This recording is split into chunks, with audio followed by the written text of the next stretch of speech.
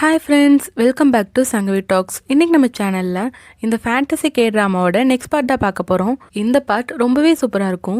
வீடியோக்குள்ளே போகிறதுக்கு முன்னாடி நீங்கள் இன்னும் சங்கவி டாக்ஸை சப்ஸ்கிரைப் பண்ணலன்னா சப்ஸ்கிரைப் பண்ணி பெல் ஐக்கானை கிளிக் பண்ணிடுங்க. கூடவே இந்த வீடியோக்கு ஒரு லைக்கையும் போட்டுருங்க. அப்போ தான் இந்த வீடியோ நிறைய பேருக்கு போய் ரீச் ஆகும். இந்த பார்ட்டோட ஸ்டார்டிங்கில் யூனாக்கு பன்சுக்காவை லவ் பண்ணுறது ரியலைஸ் ஆயிருக்கும்ல. அப்போ பன்சுக் யூனாவை பார்த்துருப்பான். ஸோ அவன் யூனா கிட்ட பேச வர அப்போ கரெக்டாக ஜீசங் வந்துடுறான். அவன் யூனா கிட்ட வந்து நம்ம ட்ரிங்க் பண்ண போலாமான்னு கேட்க யூனா சொல்லிட்டு இருக்கா இன்னைக்கு பார்ட் டைம் வேலைக்கு போகணுன்ட்டு. இதை பன்சுக் பார்த்துட்டு அவன் கோவப்படுறான். உடனே அங்கே போகிறான். இன்னைக்கு யூனாவால் வர முடியாது, அவளுக்கு வேலை இருக்குங்கிறான். அதுக்கு ஜீசங்கும் நாங்கள் 2 பேர் பேசிகிட்டு இருக்கோம், நீ ஏன் இடையில வரேன்னு கேட்டுட்டு இருக்க.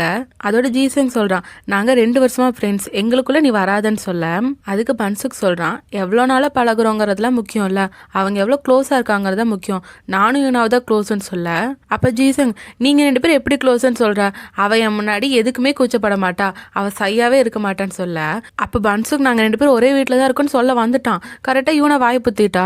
அதுக்கப்புறம் இப்போ ஏதாவது சமாளிக்கணுமேன்ட்டு நாங்கள் 2 பேரும் ஒன்றா உட்காந்து சாப்பிட்டோம், அதை அவன் சொல்லிட்டு இருக்கான்னு சொல்ல அதுக்கு ஜீசங் நீ அவன் கூட போய் சாப்பிட்டியான்னு கேட்டுட்டு இருக்கான். ஆனால் பன்சுக்கை பார்த்தீங்கன்னா அவன் கோவிச்சுட்டு அங்கேருந்து போயிடுறான். அப்போ யூனா பன்சுக்கை பார்த்துட்டு இருக்கான், இவன் ஏன் இப்படி பண்ணுறான்ட்டு. அப்போ ஜீசங்கும் இனிமேல் நீ அவன் கூடலாம் பேசாத, நம்ம 2 பேர் ட்ரிங்க் பண்ண போகலாமான்னு கேட்க யூனா வந்து பன்சுக் போனான்ல, அவன் போனதையே தான் பார்த்துட்டு இருக்கான். ஜீசங் கட்டியும் நம்ம அப்புறம் பேசலான்னு சொல்லிட்டு போயிடுறா. ஜீசங்க்கு யூனா இப்படி நடந்துக்கிறது ரொம்பவே கவலையா இருக்கு. இப்போ பன்சுக் வீட்டுக்கு வந்ததுக்கு அப்புறம் அவன் இத்தனை நாள் எத்தனை எமோஷன் கத்துக்கிட்டானோ அதெல்லாம் பார்த்துட்டு இருக்கான். இந்த எமோஷன்ஸ் தான் நான் கத்துட்டு இருக்கேன், ஆனா இப்போ இருக்கிறது என்னன்னு எனக்கு புரிய மாட்டேதுன்னு அவன் குழம்பிட்டு இருக்க. அப்ப யூனா வரா, ஏன் நீ அங்க அப்படி நடந்துக்கிட்டேன்னு கேட்க பன்சுக் பாத்தீங்கன்னா ரொம்ப சர்க்காஸ்டிக்கா பேசுறான். அதோட நான் இந்த வீட்டில் உன் கூட வாழ்றேங்கிறது உனக்கு எம்பாரசிங்காக இருக்கா சொல்கிறக்குன்னு அவன் கேட்க யூனா சொல்கிறா அதெல்லாம் இல்லை, அவங்ககிட்ட சொன்னால் ஏதாவது பிரச்சனை ஆகுமான்னு பயப்படுறேன்னு சொல்ல ஓ பிரச்சனை ஆகுமா, அப்போ நான் உனக்கு பிரச்சனையான்னு பன்சுக்கு அதுக்கும் கோவப்படுறான். அப்பதான் யூனாக்கு புரியுது பன்சுக்கு வந்து ஜெலஸ் ஆயிருக்குன்ட்டு. ஓ நீ ஜெலஸ் ஆகுறேன்னு கேட்க அதுக்கும் பன்சுக்கு கோவப்படுறான். நான் ஜெலஸா ஊ மேலையா, அதெல்லாம் நடக்கவே நடக்காதுன்னு அவன் போக பன்சுக் கொஞ்சம் கொஞ்சமா மனுஷனா மாறுறது நல்லாவே தெரியுது. இப்போ யூனா பன்சுக்கும் ரெஸ்டாரண்ட்ல வேலை செஞ்சுட்டு இருக்க அங்க அந்த குயின் வராங்க. அப்ப பன்சுக்கும் காப்ளின் குயின்னு சொல்ல யூனாக்கு தெரிஞ்சிருச்சு ஓ இவங்க தான் குயின் போலன்ட்டு. அந்த குயினும் கேட்குறாங்க எங்களை பத்தி உனக்கு நல்லா தெரியும்லன்ட்டு. அதுக்கு யூனா ஆமான்னு சொல்ல யூனாவோட பேர் என்னெல்லாம் கேட்டு தெரிஞ்சுக்கிறாங்க. அதோட அவங்க முக்கியமாக ஒரு கொஸ்டின் கேட்குறாங்க, நீ யாரையாச்சும் லவ் பண்ணுறியா, யார் மேலேயாச்சும் லவ் இன்ட்ரெஸ்ட் இருக்கான்ட்டு. அதுக்கு யூனா இல்லையேன்னு கேட்க சரி ஓகே சும்மா தான் கேட்டேன்னு சொல்லிடுறாங்க. ஆக்சுவலாக அவங்க இப்போ வந்ததே அடுத்த பொண்ணு யாருன்னு சொல்றதுக்கு தான். ஸோ பன்சுக் கிஸ் பண்ண வேண்டிய 8வது பொண்ணு யாருன்ட்டு அவங்க சொல்லிட்டு அவங்க கிளம்புறாங்க. அப்படி கிளம்பும் போது அந்த குயின் யூனா கிட்ட வந்து நீ பன்சுக்கு நல்லா பார்த்துக்கோன்னு சொல்லிட்டு போறாங்க. யூனாவை பார்க்குறா நம்ம கிட்ட ஏன் இப்படி சொல்றாங்கன்ட்டு. ஒருவேளை அந்த குயினுக்கு யூனாக்கு பன்சுக்கு மேலே இன்ட்ரெஸ்ட் இருக்குன்னு தெரிஞ்சிருச்சு போல.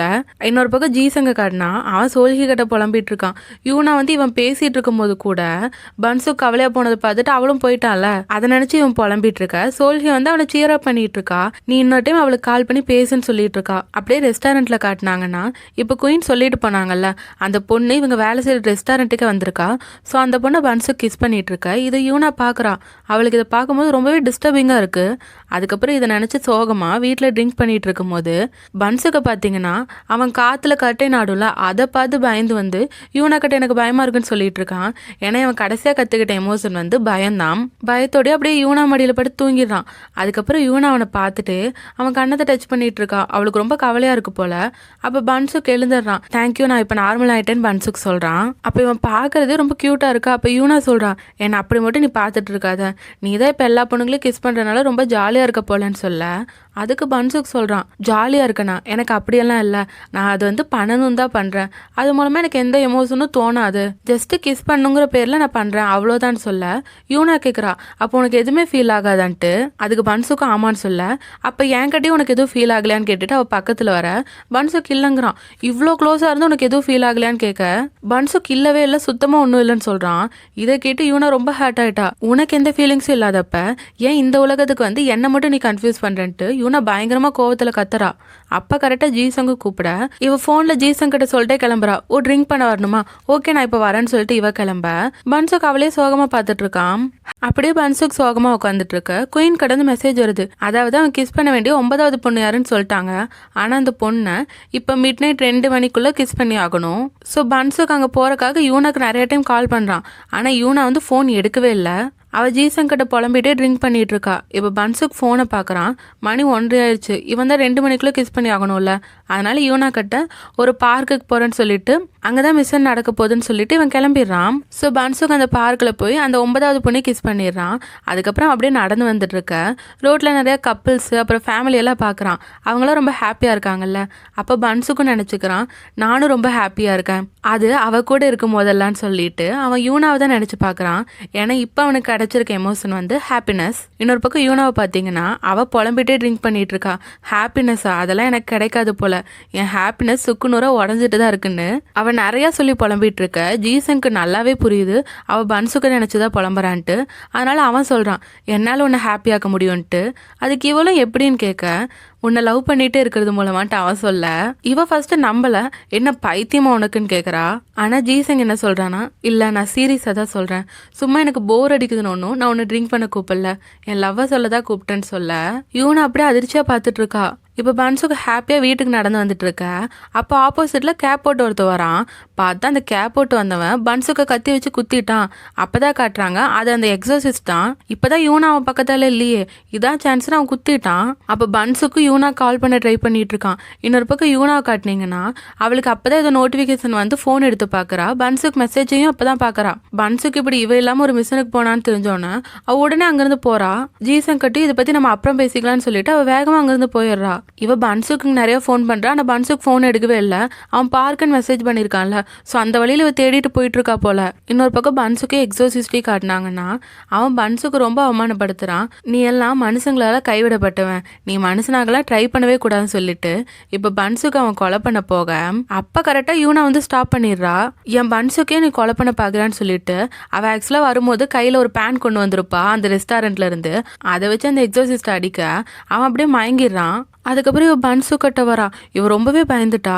உனக்கே இப்படி ஆகணும்னு சொல்லிட்டு அவ அழுக. பன்சு கேட்குறான், நீ ஏன் இவ்வளோ லேட்டாக வந்தன்ட்டு. அதுக்கு இவ்வளோ சாரின்னு சொல்ல அதுக்கு பன்சுக், நான் ரொம்பவே ஹாப்பியாக இருக்கேன், உன்னை எவ்வளோ மிஸ் பண்ண தெரியுமான்னு சொல்லிட்டு அவன் அப்படியே மயங்கிடுறான்.